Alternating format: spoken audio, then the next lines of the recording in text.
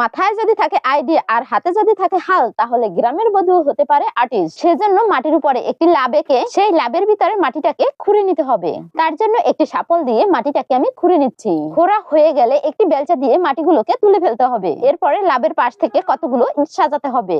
লাবের একটি পাশ থেকে 10টি ইট সাজিয়ে নিলাম, তার বিপরীত পাশ থেকেও 10টি ইট সাজিয়ে দিতে হবে। তার ভিতরের পাশ থেকেও 6টি ইট বসিয়ে দিন। এরপরে ভিতরের পাশ থেকে মাটি দিয়ে দিতে হবে। প্রথমে শক্ত মাটিটাকে গুঁড়ো করে সেই গুঁড়ো করা মাটির ভিতরে জল দিয়ে নরম করে নিয়েছি। এরপরে ইটের উপর থেকে কয়েকটি চেরা বসিয়ে নিতে হবে। এখানে অনেকেই ভাবতে পারো চেরাগুলো পুড়ে চুলাটি ভেঙে পড়বে, কিন্তু এই চেরাগুলো দেওয়ার কারণে মাটিটা অনেক শক্ত এবং মজবুত হবে, যার কারণে চুলাটি কখনোই ভেঙে পড়বে না। চুলাটির মুখ তৈরি করার জন্য এখানে একটি বোতল বসিয়ে নিচ্ছি। এরপরে একটি সিজ দিয়ে সব জায়গা সমান করে বোতলটিকে উঠিয়ে ফেলতে হবে। এবার চুলার উপরে একটি কৌটো বসিয়ে পাশ থেকে উঁচু করে মাটি দিয়ে দিচ্ছি। এই একই ভাবে অপর পাশের চুলাটিতে দিয়ে দিতে হবে। ভিডিওটি এ পর্যন্ত ভালো লাগলে লাইক দেওয়ার একটি অনুরোধ রইল।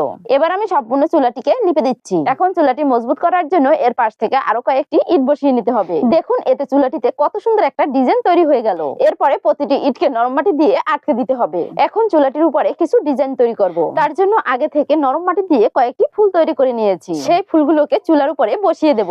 দেখুন তো চুলাটির উপরে ফুলগুলো বসানোর পরে দেখতে কত সুন্দর লাগে। আর আপনি যদি এই চুলাটি একবার তৈরি করেন তাহলে কিন্তু সারা গ্রামের মানুষ আপনার চুলার দিকে তাকিয়ে থাকবে। এবার আমি চুলাটি জ্বালিয়ে রান্না করে দেখিয়ে দিচ্ছি। দেখুন তো কত সুন্দরভাবে আগুন জ্বলছে।